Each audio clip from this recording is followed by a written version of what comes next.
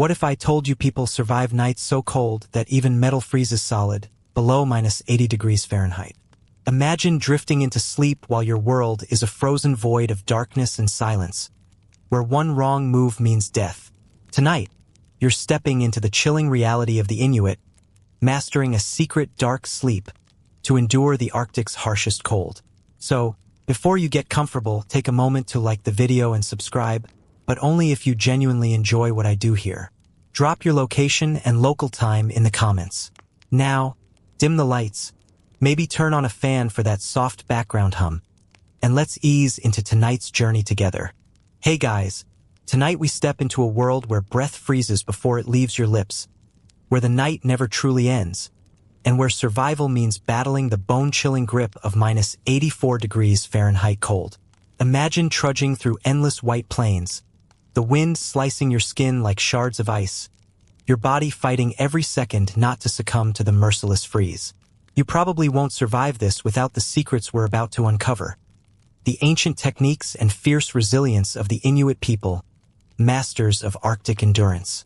So, before you get comfortable, take a moment to like the video and subscribe, but only if you genuinely enjoy what I do here. And hey, drop your location and local time in the comments. I'm curious where you're tuning in from. Now, dim the lights, maybe turn on a fan for that soft background hum, and let's ease into tonight's journey together. The Arctic is no place for the faint-hearted. Picture a vast, frozen frontier stretching beyond the horizon, where temperatures can plummet to a staggering -84 degrees Fahrenheit. That's colder than your freezer by a wide margin. A world where even metal snaps in half from the cold, and the very air you breathe can chill your lungs to the bone. This brutal environment is home to the Inuit, indigenous people who have survived and thrived here for thousands of years. Their story is one of relentless adaptation, innovation, and an intimate understanding of cold that's almost alien to those of us used to cozy central heating. In this frozen wasteland, survival isn't just about brute strength. It's about cunning, knowledge passed down through generations, and a peculiar phenomenon some researchers call dark sleep. You've probably never heard of it, but it's said to be a kind of survival state where the body slows down dramatically, conserving heat and energy against the Arctic's unforgiving grip. Whether this is Inuit folklore, a misunderstood physiological response, or a genuine survival mechanism is still up for debate among historians and scientists alike. But before we dive deeper into the mysteries of dark sleep and cold endurance, let's first understand what makes the Arctic such an extreme challenge. When the mercury drops that low, your body faces an uphill battle every moment. Hypothermia, frostbite, and oxygen deprivation are constant threats. Your muscles stiffen, your skin turns numb, and your very heartbeat slows as your body tries desperately to protect its core warmth. It's a brutal balancing act, a fight between life and freezing death. The Inuit, however, have turned this hostile environment into home. Their survival hinges on an intricate balance of biology, culture, and technology. From their igloo designs that trap precious heat, to the fur clothing that acts as an insulating shield, to their unique sleep and breathing practices, they embody an almost mystical relationship with the cold, blending physical endurance with deep respect for their environment. One thing you might find surprising is just how communal their approach to survival is. In the Arctic darkness, sharing body heat, stories, and knowledge isn't just tradition. It's a lifeline. Fires are kept burning through long nights, and sleeping arrangements are crafted to maximize warmth while conserving precious energy. All these small details add up to a survival strategy finely tuned to the extreme. Remember, historians still argue whether dark sleep is an actual physiological state or more of a metaphor for extreme hibernation-like survival tactics. The truth might lie somewhere in between. But one thing's certain. The Inuits' ability to endure such cold extremes is a testament to human resilience that borders on the miraculous. So, as we journey further into their world, get ready to uncover the secrets behind their clothing, shelter, breathing, and perhaps even their mysterious dark sleep. Each piece of this Arctic puzzle reveals a bit more about how humans can adapt to some of the harshest conditions on Earth. To truly grasp how the Inuit came to master the art of surviving in a frozen world, we need to look back, way back, at the origins of their cold mastery. Your journey begins thousands of years ago, when the first human footprints imprinted themselves on the Arctic tundra, long before modern technology or insulated jackets existed. These early ancestors faced a world of relentless ice and snow, a place where the line between life and death was razor-thin every single day. Imagine migrating bands of people following herds of caribou and seals, learning to read the rhythms of the Arctic seasons, the behavior of animals, and the subtle signs that meant shelter or danger was near. These were the ancestors of the Inuit, originally migrating from Siberia into what we now know as Alaska, Canada, and Greenland, over a period spanning more than 4,000 years. Over countless generations, natural selection and cultural adaptation melded into a finely tuned survival machine. But surviving the cold was about more than just enduring it. It required understanding it deeply. The Inuit developed intimate knowledge of the Arctic environment that allowed them to anticipate and counteract its dangers. For example, they learned that body heat loss was fastest through the head and extremities, so fur-lined hoods and mittens became essential. They observed that igloos, far from being mere snow huts, functioned as thermal marvels, trapping heat and sheltering inhabitants from wind chill. Their diet, rich in fatty marine animals, helped maintain energy and warmth. You might be surprised to learn that the Inuits' genetic makeup even shows signs of cold adaptation. Studies reveal that certain metabolic traits help them burn fat more efficiently, providing vital energy in the absence of carbohydrate-rich plants. Historians and geneticists still argue whether these traits arose purely from evolutionary pressure or if cultural practices played an equal role in shaping their biology. The Inuits' mastery was also cultural and technological. The invention of specialized tools like harpoons for ice fishing and the kayak for swift travel across frigid waters wasn't just clever engineering. It was survival encoded in every design. This synergy of skill, environment, and biology helped create a lifestyle that turned the Arctic from a frozen prison into a home. Yet the cold was never fully tamed. Survival demanded more than just tools. It required psychological endurance and social cohesion. You probably wouldn't last long if you were left alone in the Arctic night. The Inuit lived communally, sharing food, warmth, and stories to strengthen their bonds and fight despair. This social fabric was as vital as any piece of clothing or shelter. Now, the idea of dark sleep enters this picture. Some researchers speculate that ancient Inuit developed or at least described a state of slowed metabolism or deep, energy-saving sleep during the harshest conditions. This dark sleep is thought to be more than mere rest. It could be a physiological mechanism that temporarily lowers the body's energy needs, perhaps resembling hibernation in other animals. But this theory is far from settled. While some anecdotal accounts and ethnographic records hint at such a practice, scientific evidence remains inconclusive, and historians continue to debate its existence and significance. What's clear is that Inuit survival was a multi-layered, dynamic process. Every aspect, from diet to shelter, social interaction to possible metabolic shifts, intertwined to create a sophisticated system of endurance. This wasn't a passive acceptance of hardship. It was an active, creative conquest of the cold. The stories and lessons of the Inuit ancestors remind us that human survival is rarely about overcoming nature outright. Instead, it's about blending with it, respecting its rhythms, and finding a balance. The Arctic may seem an inhospitable place, but for the Inuit, it's a home shaped by thousands of years of resilience and knowledge. So as we move forward, keep this layered understanding in mind. The Inuit survival isn't a simple tale of toughness, but one of adaptation, culture, and a possible hidden biology that defies easy explanation. We'll next explore what dark sleep really means and how it might have worked in practice. You've probably heard stories about hibernating bears or frogs that freeze solid through winter and then come back to life. But what about humans? That's where the concept of dark sleep enters the Arctic survival narrative. A mysterious, almost mythical state that some claim the Inuit might have used to survive the deadliest cold. But what exactly is dark sleep? And is it fact, folklore, or somewhere in between? Dark sleep is often described as a kind of survival-induced deep sleep or torpor, where the body significantly reduces its metabolic rate, heart rate, and breathing, conserving precious energy and heat during prolonged exposure to freezing conditions. In theory, this state could help a person endure hypothermia-like conditions without succumbing to fatal organ damage.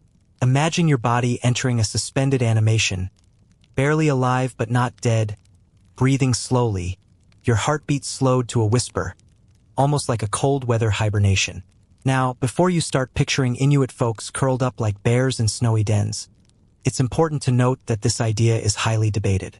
Historians and medical scientists alike are divided, with some arguing that the dark sleep is more of a metaphor for extreme survival strategies, or even a misinterpretation of anecdotal observations. Others suggest there might be physiological mechanisms that come close to hibernation, but the evidence in humans is slim and mostly circumstantial. The Inuit themselves have never explicitly described dark sleep as hibernation. Instead, ethnographers who interviewed elders documented tales of deep, prolonged sleep phases during harsh winters, periods where the body's normal rhythms seemed to slow down dramatically. But whether this was a conscious survival strategy or simply a natural consequence of starvation, exhaustion, and cold remains unclear. Could it have been an evolved response or an accidental byproduct of extreme stress? Scientists still argue. From a medical standpoint, humans aren't built to hibernate. Unlike bears, who accumulate fat and enter regulated hibernation cycles, our physiology doesn't support full metabolic shutdown. However, there is some evidence that during hypothermia, humans do exhibit lowered heart rates and respiration. In fact, hypothermia can sometimes be protective, slowing tissue metabolism and preventing oxygen deprivation. It's possible that Inuit survival techniques leverage this natural response, intentionally or not, by carefully managing their environment to avoid deadly drops but allowing the body to enter a state of reduced metabolic demand. Some fringe theories take this further, suggesting that the Inuit might have developed rituals or breathing techniques to induce or control such states, perhaps a form of controlled torpor. This ties into broader discussions about how indigenous peoples use meditation, breath control, and environmental adaptation to endure extreme conditions. Yet these ideas remain speculative and controversial. One recorded anecdote involves an Inuit hunter who was caught in a sudden blizzard, losing consciousness for hours but later reviving without permanent damage, a phenomenon some researchers suggest could be linked to dark sleep. Whether this was luck, physiology, or a controlled survival mechanism is still debated. This uncertainty fuels a broader scholarly debate. Historians ask whether dark sleep is a useful concept or just a modern romanticization of Inuit resilience. Medical researchers ponder if understanding such survival states could unlock new insights into emergency medicine, trauma treatment, or even space travel. The line between myth and science blurs, making dark sleep a fascinating but elusive topic.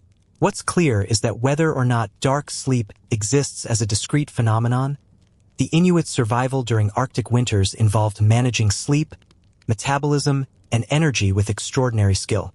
They optimized rest and activity cycles, used shelter and clothing to stabilize body temperature, and relied on social bonds to maintain morale and physical warmth. The story of dark sleep thus stands at the intersection of culture, biology, and myth, an example of how humans use storytelling to make sense of survival against impossible odds. As we dig deeper, we'll look at how the Inuits' traditional sleep practices reflect their knowledge of the cold and their body's needs during the endless Arctic night. Now, imagine your body in the brutal Arctic cold. What actually happens inside when temperatures plummet toward -84 degrees Fahrenheit? This is where the science of hypothermia becomes crucial. Hypothermia isn't just a scary word.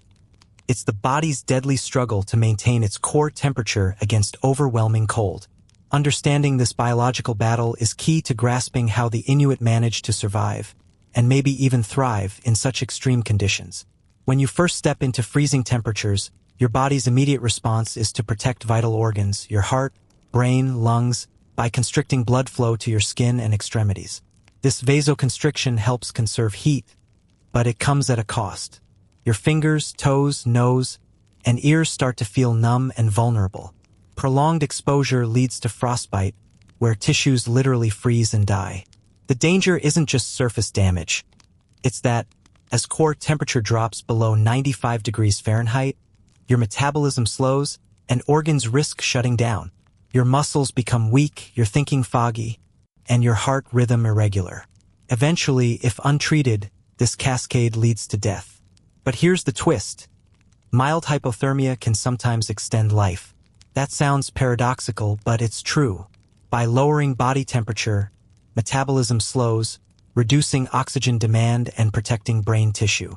Emergency medicine has even adopted therapeutic hypothermia to protect patients after cardiac arrest or traumatic injury. This survival trick, slowing down the body to preserve function, is not far removed from what the Inuit might have harnessed naturally, though in a much less controlled way. The body's fight against cold also triggers shivering, an involuntary muscle contraction that generates heat. Shivering burns calories like a furnace, which is why energy-rich diets are vital in freezing climates. But shivering alone isn't enough to survive hours or days in extreme cold, especially when food runs low or shelter is scarce. Interestingly, researchers have observed a phenomenon called paradoxical undressing in hypothermia victims. This is where, as hypothermia worsens, people suddenly feel overheated and begin removing clothes, accelerating heat loss. It's a deadly stage of cold exposure, and yet, Inuit survival stories rarely include such signs of confusion or panic. This suggests their techniques to manage cold were not only physical but also psychological and social, something that may connect to those dark sleep theories we touched on. Frostbite, too, is a constant threat. The damage isn't just painful. It can mean losing fingers, toes, or worse. The Inuits' use of fur-lined mittens, boots, and parkas is a direct adaptation to prevent this. But it's more than just clothing. They knew how to recognize early signs of frostbite and had ways to treat it, warming affected areas slowly, using body heat, or sheltering in igloos until circulation returned. Historians still argue whether these treatments were universally effective or if much depended on individual luck and environmental factors. One quirky tidbit is how the Inuit sometimes used warm animal skins directly on frostbitten areas or even warmed fingers by holding small stones heated by fire, primitive but effective solutions born from generations of trial and error. These methods highlight the ingenuity born from necessity. The cold also affects sleep itself. When your body temperature drops, your sleep patterns change. In mild hypothermia, you might feel drowsy or lethargic, but deep restorative sleep becomes harder to achieve. This is a challenge for anyone trying to maintain physical and mental health through a harsh Arctic winter. The Inuit adapted by structuring their sleep and wake cycles to maximize warmth and rest. Sleeping in groups, huddled for shared body heat, or using specialized bedding made from insulating animal furs helped maintain core temperatures. They also timed sleep to coincide with periods of relative warmth or minimal wind chill, based on their intricate knowledge of weather patterns. But the science of hypothermia reveals one more survival edge: the body's ability to enter a state of reduced metabolic demand when necessary. Though humans can't truly hibernate, mild, controlled hypothermia, intentional or accidental, can prolong life by conserving oxygen and energy. The Inuits' survival techniques may have exploited this biological phenomenon, even if unconsciously. This delicate balance between warming and cooling, between activity and rest, was a dance the Inuit perfected over millennia. It required knowledge, observation, and community cooperation, blending biology with culture. So, next time you think of survival in the Arctic, remember, it's not just about facing the cold head-on. It's about understanding the body's limits, respecting its signals, and adapting with skill and care. We'll soon explore how the Inuits' traditional sleep practices are part of this incredible survival story. As the Arctic night stretches endlessly, and the cold wraps its icy fingers around everything, the Inuit had to master not just survival during waking hours but also how to sleep and stay warm through the long, dark freezes. Traditional Inuit sleep practices were carefully crafted to balance the body's need for rest with the unforgiving environment. Unlike your cozy bedroom at home, Inuit sleep was a complex, strategic affair. First, picture the setting.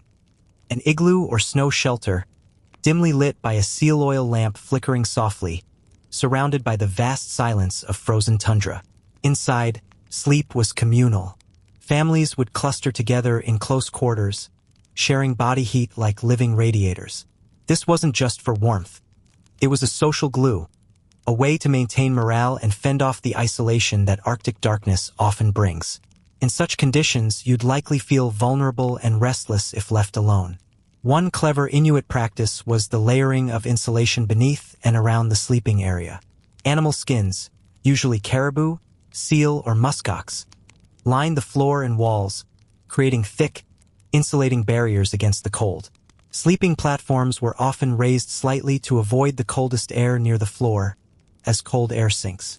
This created a microclimate inside the igloo that was surprisingly warm compared to outside, sometimes reaching temperatures above freezing despite the harsh weather. You might find it intriguing that the Inuit often slept in a semi-reclined position, rather than flat on their backs, to reduce pressure points and improve blood flow. Keeping the core warm was paramount, so limbs were tucked in or covered with additional fur layers. Feet and hands were especially protected to prevent frostbite during the vulnerable sleep hours. Breathing was another subtle aspect of sleep survival. The seal oil lamp smoke and warmth helped keep the air inside the igloo slightly humidified, reducing dryness in the lungs and nasal passages. This might sound minor, but dry, freezing air can damage respiratory systems and increase susceptibility to illness. The communal sleep also meant that warm exhaled breath raised humidity levels, contributing to better sleep quality. Inuit sleep patterns were also adapted to the Arctic environment's unique day-night cycle. During the long winter darkness, they would often take multiple shorter sleep periods rather than one extended block. This polyphasic sleep style aligns with survival needs, waking periodically to check the shelter's structural integrity, tend to the fire, or respond to shifts in weather. These brief awakenings were life-saving, preventing the risk of being caught off guard by collapsing snow walls or extinguished lamps. Interestingly, the Inuit also used their sleep environment as a form of protection. Sharp tools and weapons were kept nearby, sometimes within arm's reach under bedding, in case of predators or sudden emergencies. This adds a layer of alertness even during rest, showing the constant tension between vulnerability and vigilance. There's a quirky side to this communal sleeping, too. Elders sometimes shared stories or sang songs during waking moments in the night, reinforcing social bonds and passing down knowledge.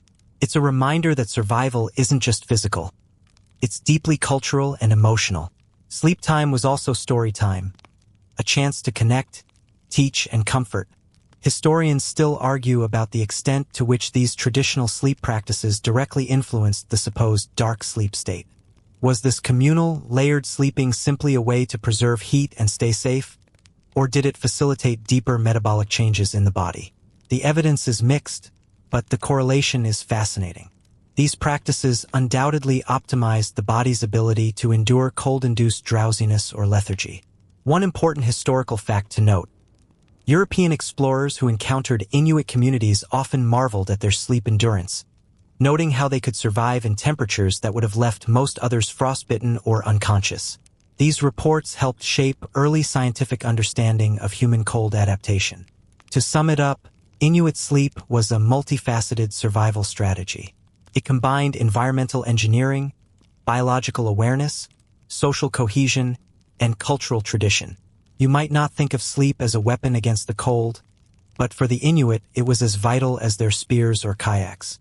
Up next, we'll explore how the Inuits' ingenious igloo architecture plays a starring role in preserving warmth and protecting life against the Arctic's icy bite.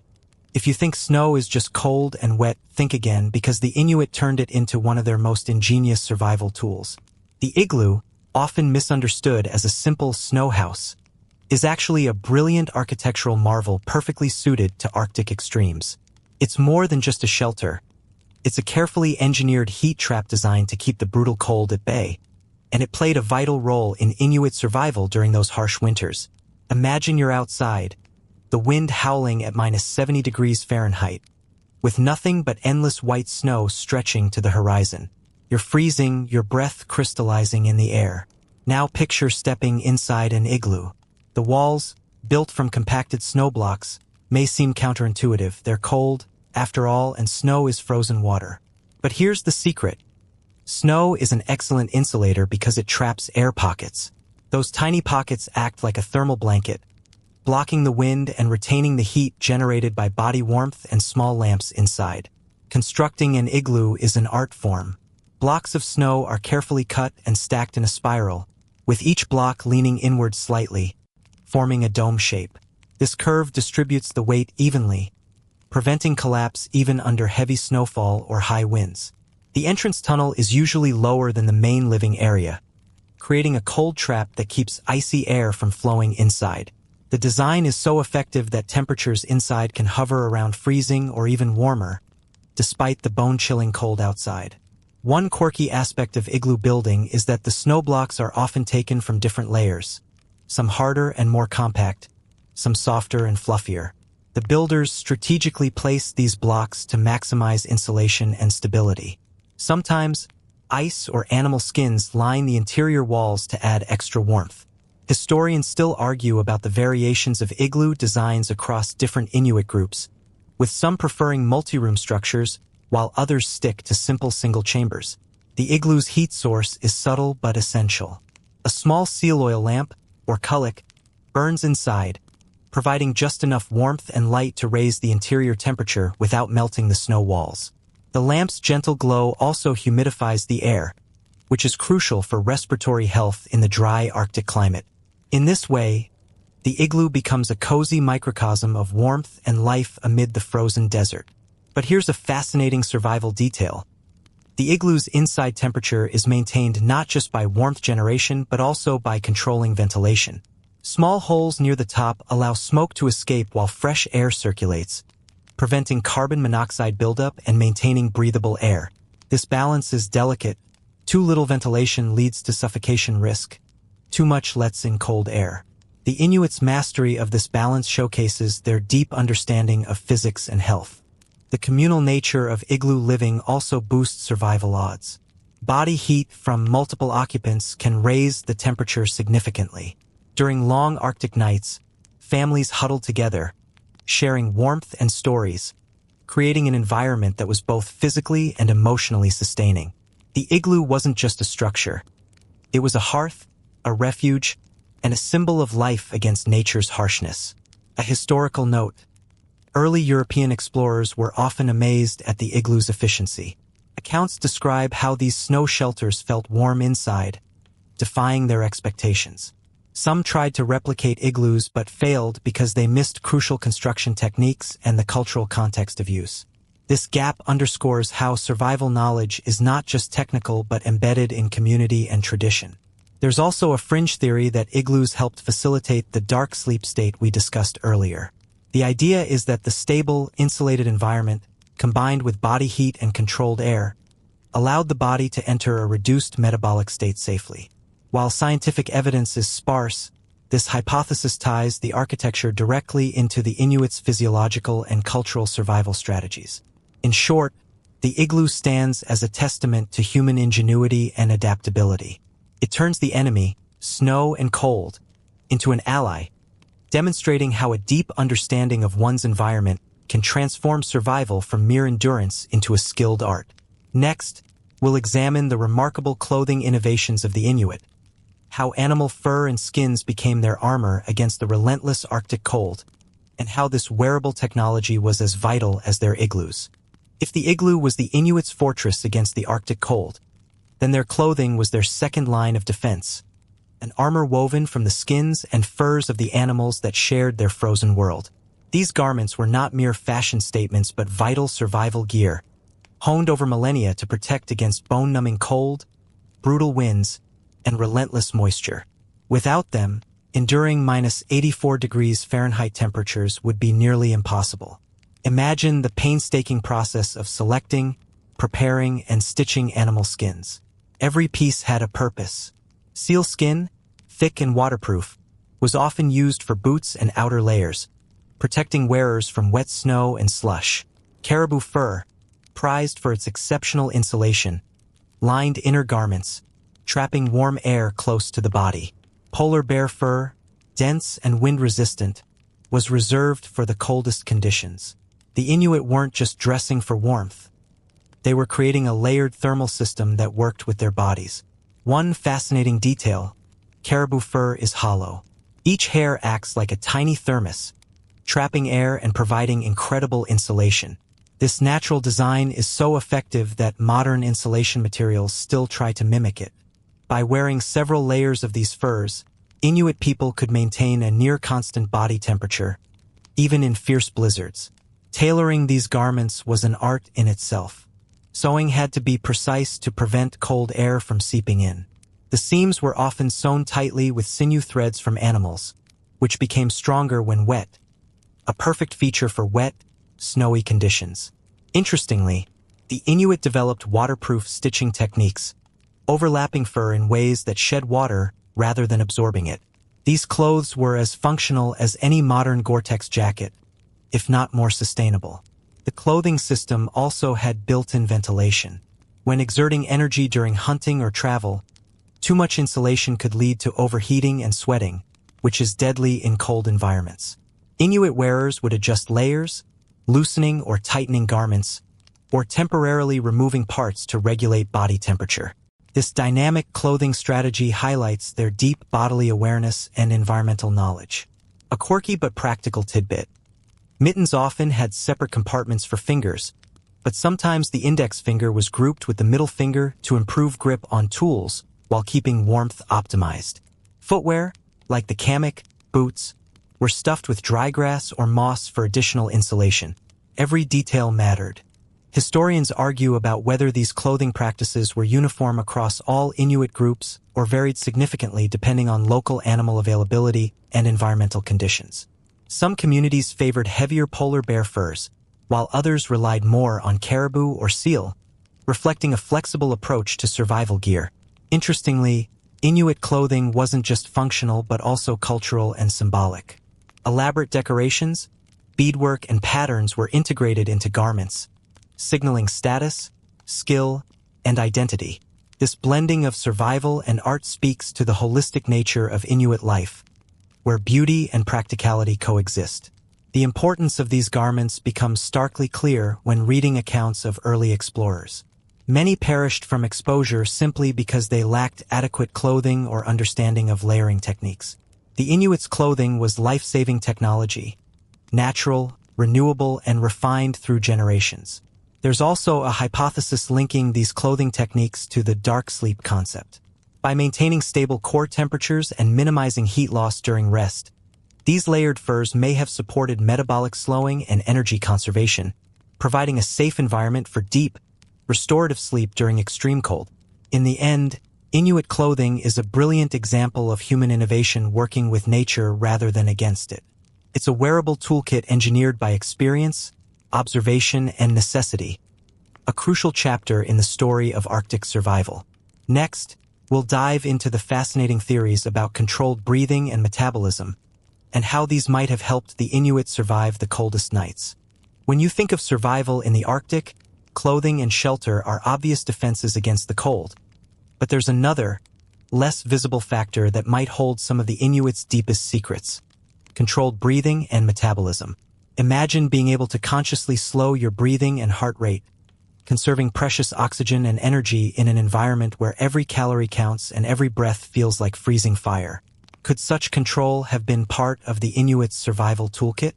Breathing is usually automatic, but certain cultures, including the Inuit, have developed techniques that influence respiration and metabolism. It's well known that breath control can reduce oxygen consumption and calm the nervous system, practices similar to modern-day meditation or yogic pranayama. Inuit hunters and shamans might have used controlled breathing to maintain composure during long, cold hunts or during sleep in extreme cold. This practice would reduce unnecessary movement and conserve heat. The science behind this is fascinating. When you slow your breathing, your heart rate often decreases, lowering overall metabolism. A reduced metabolic rate means the body consumes less oxygen and burns fewer calories. This is crucial when food is scarce and the environment is relentlessly cold. The idea aligns with the dark sleep theory.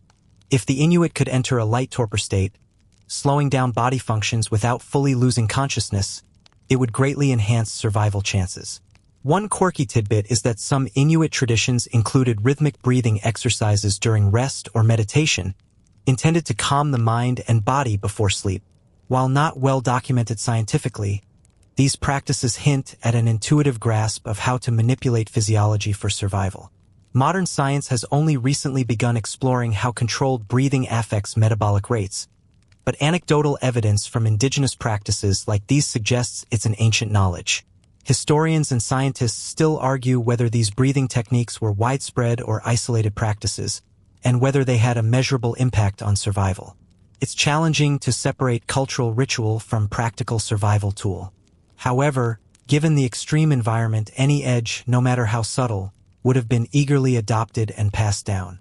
In addition to breathing, metabolism itself can be modulated to some extent by environmental exposure and behavior.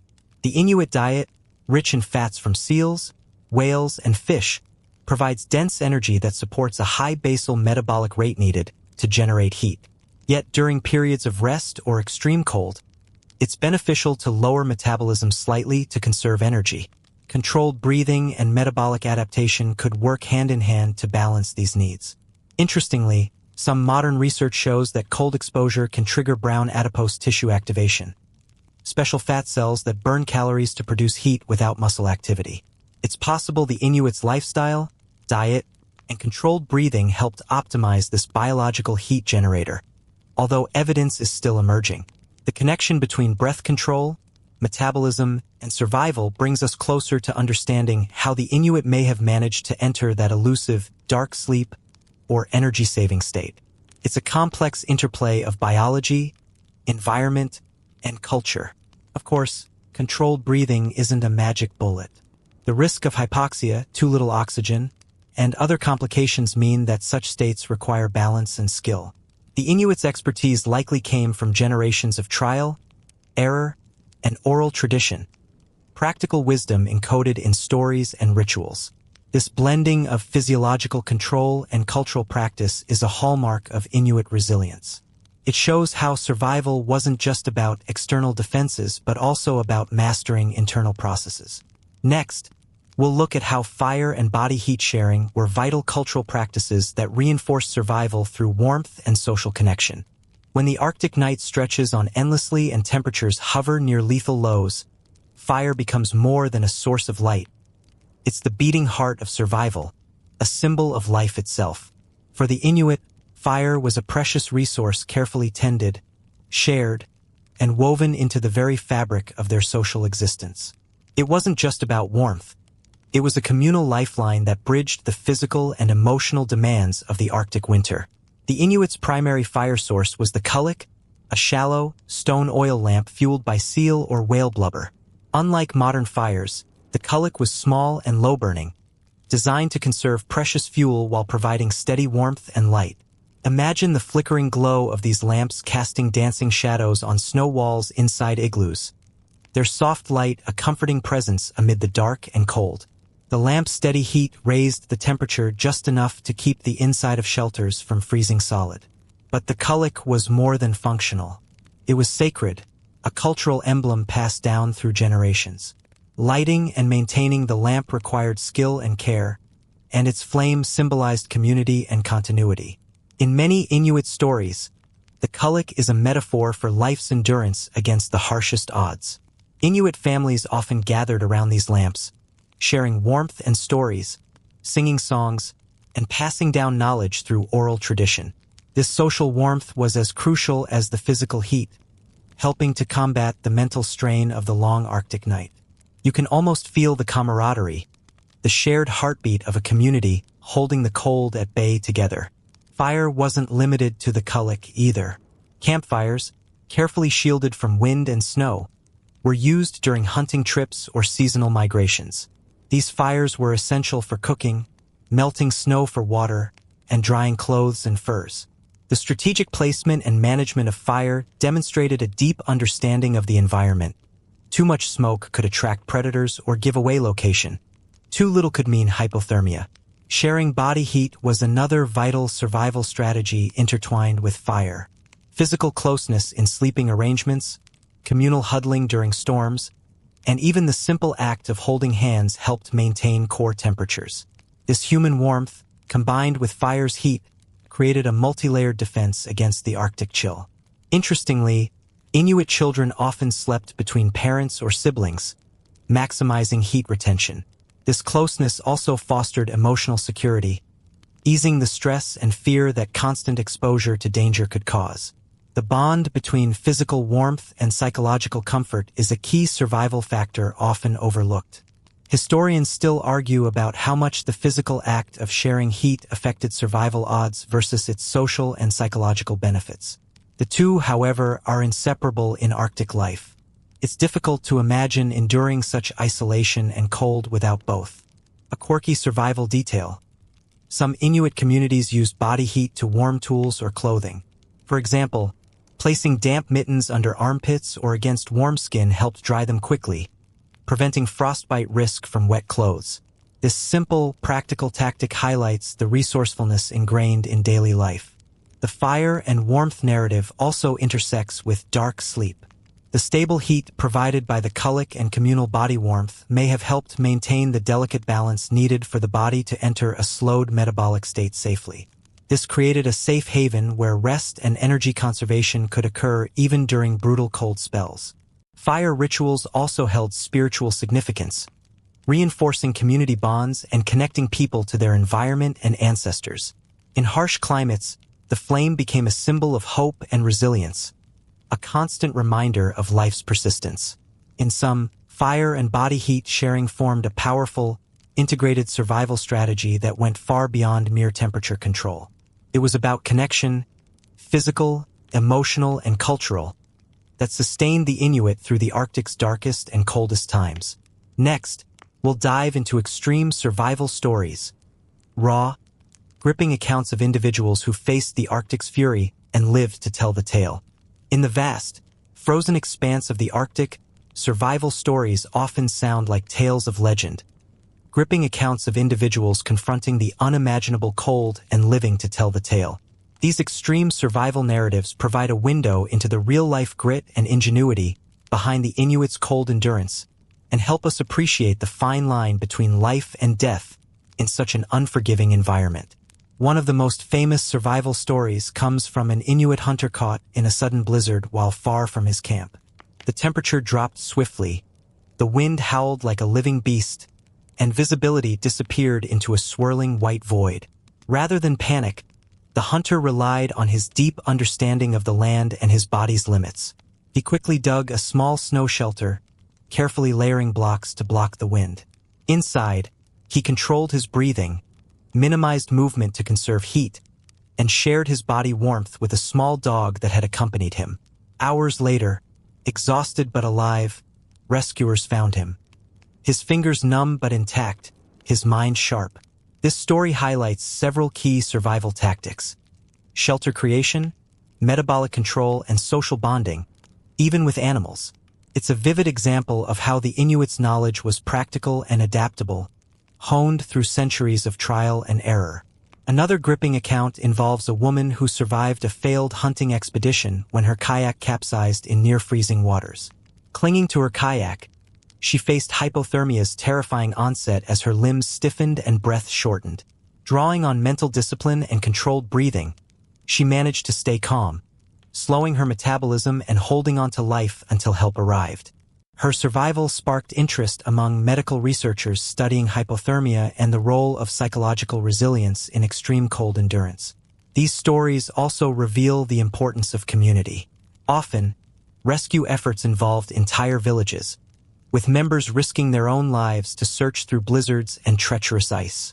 This social cohesion was a lifeline, a safety net that multiplied individual chances of survival. The willingness to share risk and resources demonstrates that survival was not just about personal toughness but about collective effort. A quirky survival detail found in some accounts involves the use of animal fat applied to exposed skin, acting as a barrier against frostbite and wind chill. Though it might sound strange, this natural lubricant was remarkably effective, and some modern explorers have adopted similar techniques after learning from Inuit wisdom. Historians still debate the role of luck versus skill in these survival tales. Certainly, knowledge and preparation increased odds dramatically, but the Arctic's unpredictability meant that even the most experienced could fall victim. This ongoing debate reminds us of the fragile balance between human mastery and nature's indifferent power. These extreme survival narratives also contribute to the dark sleep discussion. Some survivors describe periods of drowsiness or semi-consciousness that align with a reduced metabolic state, possibly an unintentional entry into a torpor-like condition. Whether these moments were purely accidental or subtly managed remains unclear, but they add depth to the theory's plausibility. What emerges from these accounts is a portrait of resilience that blends physical endurance, mental discipline, and communal strength. The Inuits' survival strategies were not isolated techniques but interconnected practices that reinforced one another. As we continue, we'll explore the fascinating role of diet and nutrition in Arctic survival, revealing how the Inuits' food choices powered their endurance against the cold. In the freezing Arctic, where plants are scarce and the landscape is dominated by ice and snow, what you eat becomes a critical weapon in the fight against the cold. For the Inuit, diet wasn't just about survival. It was a finely tuned system designed to provide maximum energy, essential nutrients, and even potential protection against the harsh environment. Understanding their food practices gives us deep insight into how they endured temperatures as low as -84 degrees Fahrenheit. The backbone of the Inuit diet was animal-based. Seals, whales, fish, caribou, and sometimes birds. These foods are rich in fat and protein, essential for generating and maintaining body heat in freezing conditions. Fat, in particular, is a powerhouse. Unlike carbohydrates, fat provides more than twice the calories per gram, which means the Inuit could fuel their metabolism efficiently and sustain prolonged physical activity in the cold. Seal blubber, for example, was a staple. Not only did it serve as a food source, but it also fueled the cullic lamps that warmed their shelters. This dual use exemplifies the interconnectedness of their survival strategies. Whale oil was similarly valued, sometimes traded over long distances, highlighting its critical role. An intriguing detail is the Inuits' practice of eating some foods raw or lightly frozen, which preserved vitamins that might be destroyed by cooking. Raw meat and organs provided essential nutrients like vitamin C, which prevented scurvy, a disease that plagued many European explorers but was largely avoided by the Inuit. Historians and nutritionists still debate how the Inuit managed to obtain sufficient vitamin C without plant-based sources, but the consumption of raw seal liver and other organ meats seems key. The high protein intake supported muscle maintenance and repair, vital when hunting and traveling long distances. Meanwhile, the high fat content supported thermogenesis, the production of heat within the body. This metabolic heat production was essential for maintaining core temperature in frigid air. One quirky but effective survival trick was the consumption of fermented foods.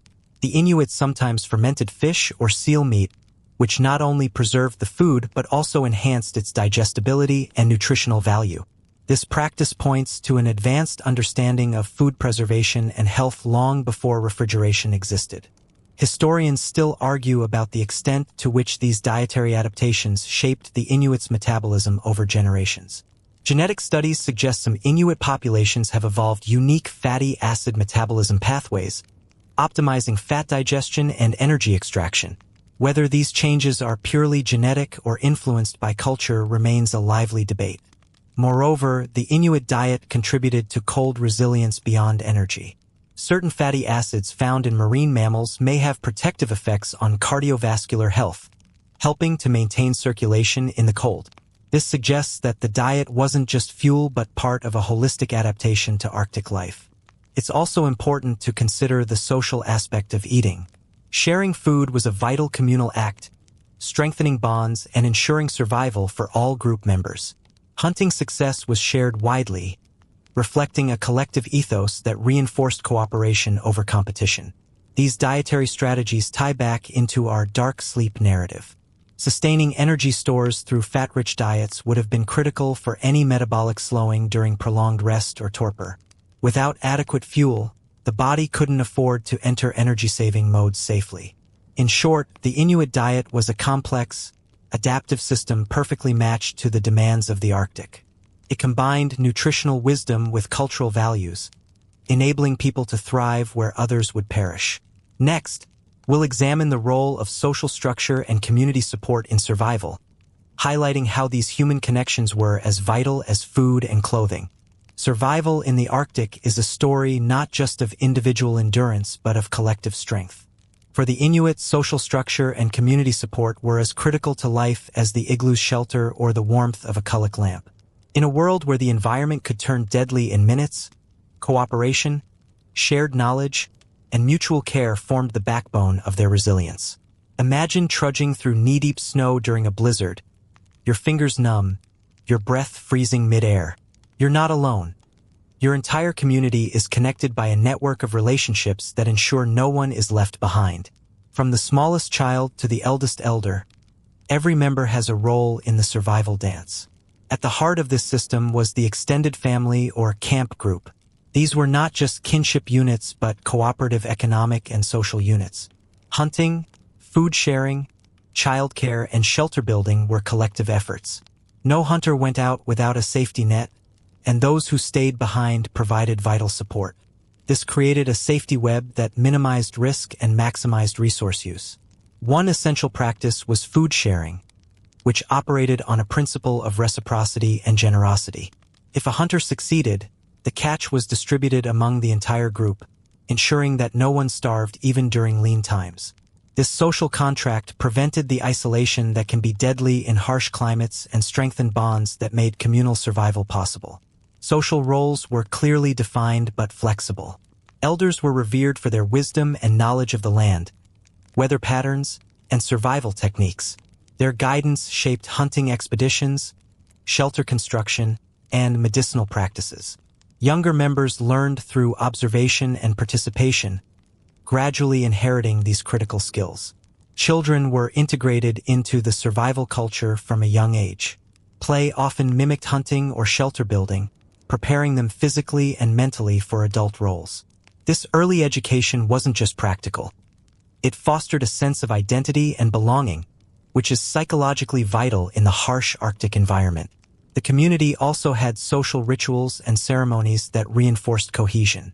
Storytelling around the kuluk lamp, dances, and spiritual practices provided emotional resilience, helping members cope with the psychological stresses of isolation, darkness, and cold. These rituals were a way to share history, teach lessons, and maintain hope. Interestingly, cooperative child-rearing practices allowed multiple adults to care for young children. This shared responsibility ensured that the community's youngest members received constant attention, even during times of scarcity or hardship. Such collective care increased infant survival rates, which was essential for long-term population sustainability.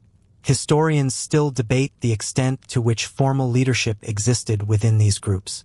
Some evidence suggests decision-making was consensual and egalitarian, while other accounts point to respected figures who guided communal efforts. Regardless, social harmony was paramount, as discord could be fatal in such unforgiving conditions. Quirky survival details include conflict resolution techniques that emphasized mediation and humor to defuse tension. In a setting where cooperation was literally a matter of life and death, the ability to maintain peaceful relationships was a survival skill in its own right. The role of community also extended to shared knowledge of the environment and survival techniques. Information about hunting grounds, weather changes, and safe travel routes was widely disseminated. This collective intelligence created a dynamic map of survival that adapted to changing conditions. Social bonds even influenced physiological health. Studies suggest that strong community ties can improve stress resilience and immune function, factors that would have tangible effects on survival in the Arctic. This intertwining of social and biological well-being exemplifies holistic adaptation. All these aspects underscore that Inuit survival was not just about battling nature, but about thriving through cooperation and connection. The social fabric held individuals together, enabling them to face what might seem like insurmountable odds. Next, we'll explore how the changing climate and contact with outside cultures impacted these traditional survival methods, altering the Inuit way of life in profound ways. As centuries passed, the Arctic did not remain a sealed world. Gradually, outside forces began to press in: new climates, new technologies, new people, and the finely balanced survival system the Inuit had perfected faced profound change. You can almost feel the tension here, like standing on sea ice that creaks beneath your boots, still solid for now, but no longer predictable. Climate has always shifted in the Arctic, but in more recent centuries, Warming trends and altered ice patterns began changing hunting routes and seasonal rhythms. Sea ice formed later and broke up earlier, disrupting seal and whale migrations that Inuit communities relied on. When ice thickness becomes unreliable, traditional travel routes suddenly turn dangerous. A path that was safe for generations can vanish within a few winters. Historians still argue whether early Inuit communities adapted more easily to these shifts than modern ones, or whether the pace of recent change has simply become too fast for traditional knowledge to keep up. Then came contact with outsiders, European explorers, traders, missionaries, and later colonial administrations. At first, these encounters were sporadic. Inuit groups traded furs for metal tools, knives, and cookware. Some of these items genuinely improved daily life. A steel blade could cut through frozen meat faster than stone, and a metal needle made sewing heavy furs less exhausting. But these benefits came with invisible costs. As trade increased, dependency followed.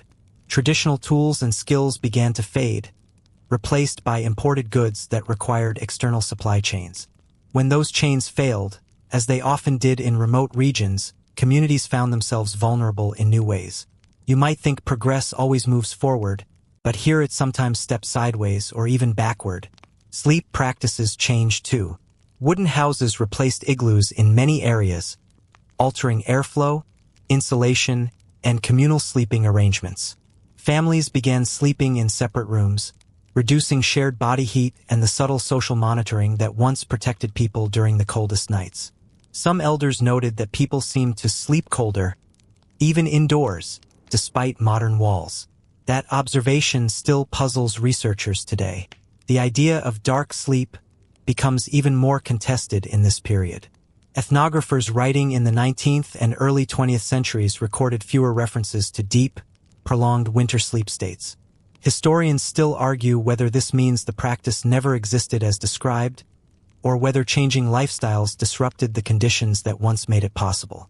If dark sleep depended on communal living, minimal artificial light, and tightly regulated heat, then modern structures may have quietly erased it. Missionaries often discouraged traditional rituals and spiritual practices, including ceremonies tied to sleep, breathing, and seasonal rest. These weren't just belief systems. They were frameworks for coping with darkness, cold, and fear. Remove them and you remove psychological insulation as well.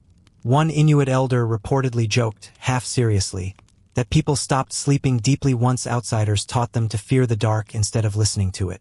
A quirky but telling detail: imported alarm clocks became popular in some settlements. People began waking at fixed hours rather than natural cycles, even during months of darkness.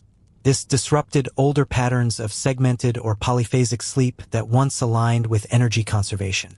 It's a small object with big consequences. Medical perspectives also shifted. Western doctors often viewed Inuit cold endurance as reckless or pathological, discouraging exposure that had once been carefully managed. While modern medicine saved lives, it sometimes dismissed traditional knowledge that had kept communities alive for millennia. Yet Inuit resilience did not disappear. It adapted. Snowmobiles replaced dog teams, but route knowledge remained essential. Synthetic clothing entered wardrobes, but fur garments are still favored in extreme cold because, quite simply, they work better. Many communities now blend old and new, choosing survival over ideology. This era reminds you that survival knowledge is fragile, can be lost not through failure, but through replacement. And once gone, it's hard to recover. Next, we'll look at how modern science has tried to understand and sometimes rediscover the wisdom behind Inuit cold adaptation, dark sleep theories included. In recent decades, modern science has slowly circled back to the Arctic, not as a place to conquer, but as a classroom. Researchers, physiologists, anthropologists, and even space agencies have begun asking a quiet, humbling question. How did the Inuit survive conditions that modern humans still struggle to endure? You can feel the shift here, from skepticism to curiosity, from dismissal to rediscovery. Cold weather physiology is now a serious field of study. Scientists studying Inuit populations have confirmed several mainstream facts that once sounded exaggerated in explorer journals. Inuit individuals often maintain higher peripheral circulation in cold conditions, meaning their fingers and toes stay warmer longer without sacrificing core temperature. This phenomenon, sometimes called cold habituation, reduces frostbite risk and preserves dexterity. Historians still argue whether this is primarily genetic or learned through lifelong exposure, but most agree it's likely both. Sleep research has followed a similar path. Modern sleep scientists now recognize that segmented sleep, sleeping in multiple phases rather than one long block, was common across many pre-industrial cultures. What once seemed disordered is now understood as adaptive. Arctic darkness, limited fuel, and constant environmental vigilance make uninterrupted 8-hour sleep impractical. When researchers revisited Inuit sleep patterns through this lens, older descriptions suddenly made more sense. This has reopened discussion around dark sleep, not as mystical hibernation, but as a spectrum of metabolic downregulation.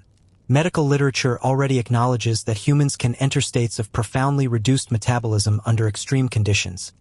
Severe hypothermia victims have survived hours with barely detectable vital signs. Surgeons now intentionally cool patients during certain operations to protect the brain. The Inuit did not invent this biology, but they may have learned how to live safely near its edges. A fringe but increasingly discussed theory suggests that prolonged darkness itself alters human sleep chemistry. Melatonin production increases, circadian rhythms loosen, and the boundary between sleep and wakefulness blurs. In an igloo lit only by a cullic flame, with no clocks, no screens, and no artificial schedules, the body may naturally drift into longer, deeper rest cycles. Historians still argue whether this alone could explain dark sleep accounts, or whether cultural practices amplified the effect. Modern survival training programs quietly borrow Inuit wisdom.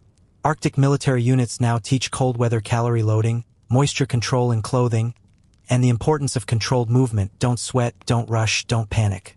These principles are Inuit fundamentals, repackaged with technical language. Even space agencies study Inuit cold adaptation as an analog for long-duration isolation in extreme environments. There's a slightly ironic detail here. Modern explorers often carry advanced gear yet still suffer cold injuries at rates higher than traditional Inuit hunters once did. Technology, it turns out, doesn't replace embodied knowledge. Knowing when to stop, when to sleep, when to huddle, and when to do nothing at all can be more valuable than the best equipment money can buy. Inuit elders today are increasingly invited into research discussions, not as subjects but as experts. Oral histories are recorded, sleep habits documented, and traditional practices reassessed rather than dismissed. This shift marks a rare moment where science listens backward, acknowledging that not all progress moves in a straight line. The lesson emerging from all this is quiet but powerful. Human limits are not fixed. They are negotiated through culture, environment, and time. The Inuit didn't survive the cold by overpowering it. They slowed down, adapted inwardly, and let the environment set the rhythm. As this journey nears its end, you're left with a lingering thought. Perhaps survival at -84 degrees Fahrenheit wasn't about extraordinary strength, but extraordinary restraint. Knowing when to sleep deeply, when to conserve energy, and when to let the darkness carry you. Next, we'll gently bring everything together, slowing the pace, softening the edges, and letting the Arctic night finally settle. You're nearing the end of this long Arctic night now, and everything you've seen begins to settle into a single, quiet understanding. Survival at -84 degrees Fahrenheit was never about conquering the cold. It was about listening to it. The Inuit did not fight the Arctic with brute force or constant motion.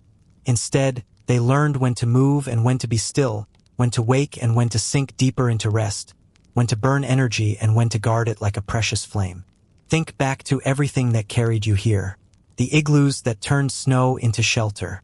The fur clothing that transformed animals into insulation. The diet that fed heat from within. The shared fires, shared sleep, shared stories. None of these worked alone. Each depended on the others, woven into a single survival fabric that wrapped around the body and the mind. Mainstream history agrees on one thing. The Inuit were among the most environmentally adapted human cultures on Earth. That's not romanticism. It's measurable reality. European explorers with ships, guns, and supplies often failed where Inuit families thrived with sleds, lamps, and knowledge. The difference wasn't technology. It was rhythm. The Inuit lived at the pace the Arctic demanded. The idea of dark sleep fits neatly into this philosophy.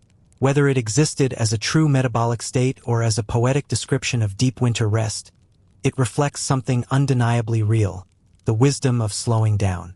Historians still argue whether dark sleep was physiological torpor, cultural metaphor, or a blend of both.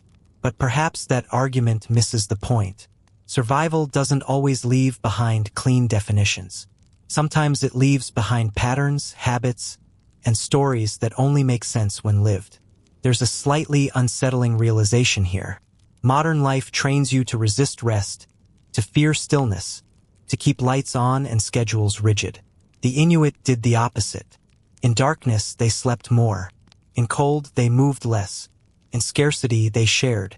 And somehow, against conditions that should have erased them, they endured. One quirky truth is that many Inuit elders today still describe winter sleep as heavier, longer, or closer to the earth. Not mystical, just deeper, less interrupted, less anxious. In a world without constant noise, the body remembers how to power down safely. As you reflect on all this, notice how the Arctic survival story quietly becomes a lesson about your own limits. Not the limits of strength, but the limits of speed. The Inuit survived because they respected fatigue, honored rest, and understood that energy saved is often more valuable than energy spent. Now, as promised, we let everything slow even further. The Arctic night grows still around you. The wind softens, no longer howling, just whispering across distant snow. Inside the shelter, the light from the lamp dims, not extinguished, just resting. Breathing becomes slower, deeper, steady. There is no urgency here anymore. No danger pressing at the edges. Only warmth gathered carefully, patiently, and shared.